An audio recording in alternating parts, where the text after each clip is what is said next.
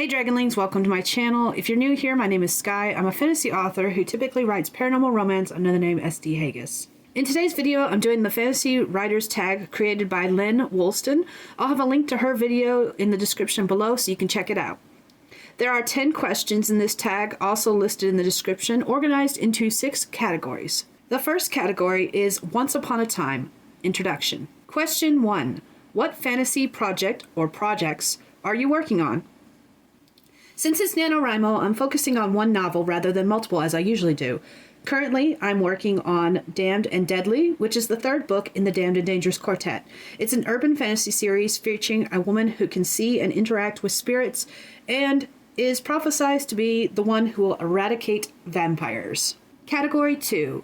The Fellowship, Your Writing Community. Question 2. The Samwise to your Frodo. Who has been your biggest support on your writing journey? Honestly, this list is very long, and I'm only going to name a small handful.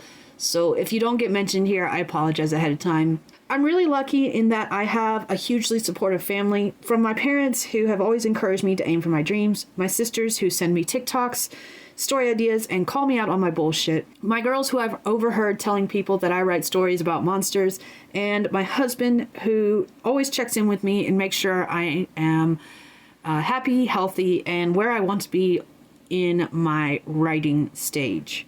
Then there's also a couple of my real life friends, Amy, who kind of fawns over pre-made covers with me and discourages my love of buying them so that I stop getting more covers when I can't really write them anytime soon.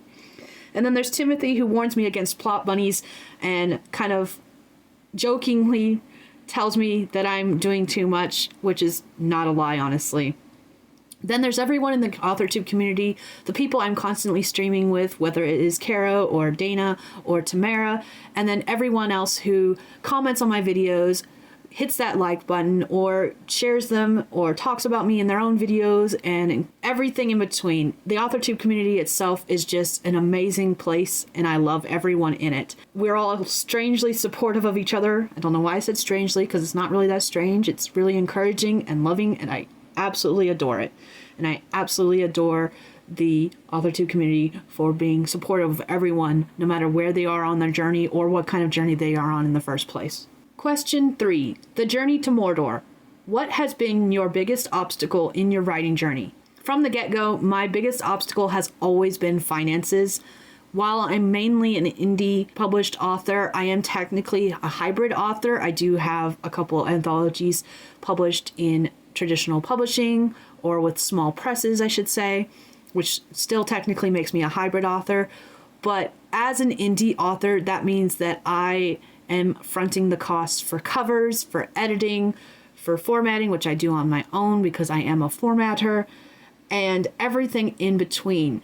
And if you didn't know, publishing can be really expensive. There are workarounds. There are ways to do it where you don't spend as much money, but even so, it is an expensive trade to be in, and you don't always earn your costs back. So money has always been a major obstacle in my journey from the very beginning. Category 3, Love of Pottermore. Question 4, what house do you belong to? In high school, I was more of a Hufflepuff, but that definitely changed as I grew more into myself and learned more about what I wanted in life and where I wanted to go and what I wanted to do and who I wanted to do it with and everything in between. And I became a Gryffindor straight up. Question 5. What house would your MC belong to? At first, I thought she was also a Gryffindor. She definitely seemed that way in books 1 and 2.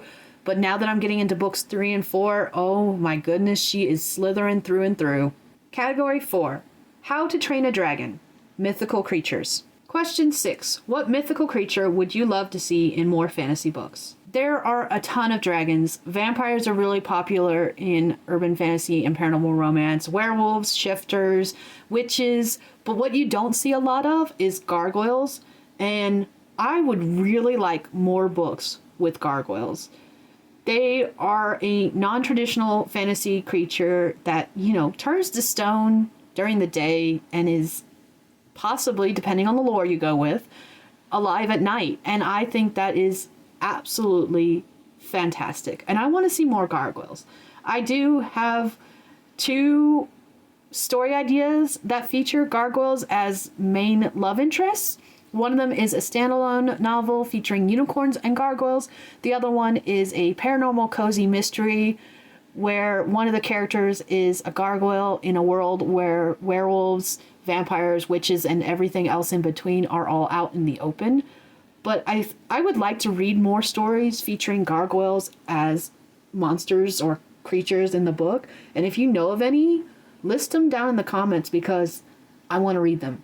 I've read a couple, but I want more. So if you know of them, let me know. Question 7.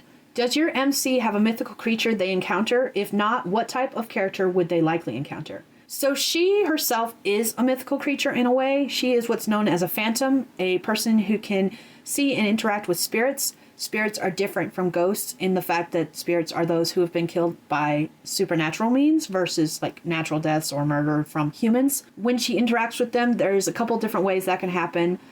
They can either possess her body if she lets them, and they can see and speak through her, using her as a vessel, kind of like in the movie Ghost. She can change the haunts of a spirit, and there's a couple other things that are rumored that she can do.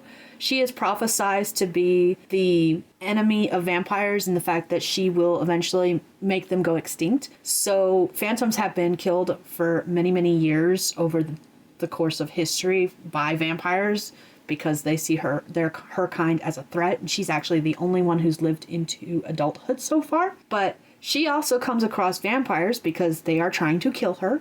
She comes across werewolves, and she comes across leprechauns. There is a creature called an opie, which is supposed to be a descendant of Medusa and another snake-like being from Greek mythology that starts with A, and I cannot remember the name of it off the top of my head. But there are so many mythical creatures in this particular world that are just kind of underground.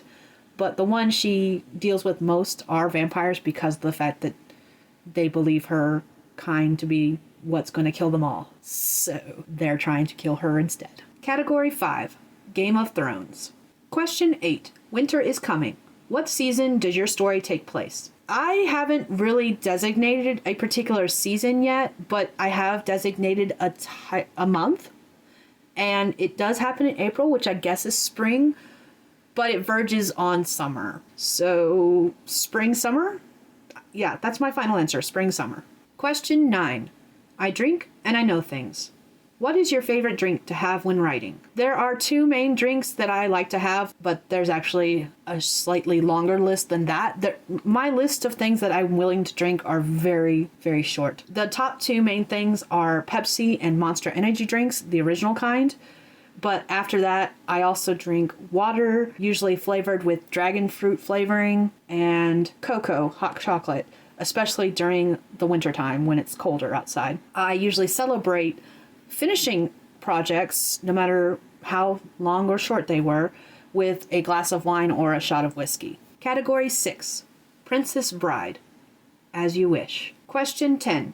If granted one wish to spend an afternoon with your favorite fantasy author, who would it be and why? I'd have to say Mercedes Lackey. And honestly, if I were allowed to cheat, I would say Mercedes Lackey and her husband, Larry Dixon. Larry Dixon designed the original artwork for a lot of her covers, and they've done some co-writing together, I believe. Mercedes Lackey's book, Magic's Pawn, is the reason I got into writing fantasy in the first place. It is an amazing book featuring LGBT characters. I love the world building, and I love that book. I have a video where I've gushed about it in the past, and you can check that out. I'll have a link to it in the description. It's just amazing. And I really love the way Mercedes Lackey builds her worlds and has such diversity amongst her characters, whether that's the culture or the religions. She has several different series that feature different types of people, again, from various cultures and religions in a fantasy world. And to sit with her and just be able to discuss her techniques for writing and how she does it and how she develops it and where all of her ideas come from, I think that would just be amazing. And I'm really mad at myself because when I was living in North Carolina, she and Larry Dixon frequented a hobby shop that my husband and I go to, and one day we went there and we found out they had been there the day before and they had signed a bunch of books. So I have a couple books signed by her, but I missed my chance to actually meet her, and it makes me sad. One day, though. One day. This is the part of the video where I would usually tag someone, but I don't know any other fantasy authors who may not have done this tag previously. So if you're watching this video and you're a fantasy writer or author, consider yourself tagged. Feel free to do it. It was a fun tag to do. I'm really happy that Lenn created this tag, and if you would like to do this tag yourself, consider yourself tagged now. Anyways, that is all I have for you guys today. If you like this video, go ahead and hit that thumbs up button. Subscribe to my channel if you want to see more videos like this. And I will see you guys all in my next one. Bye, Dragonlings.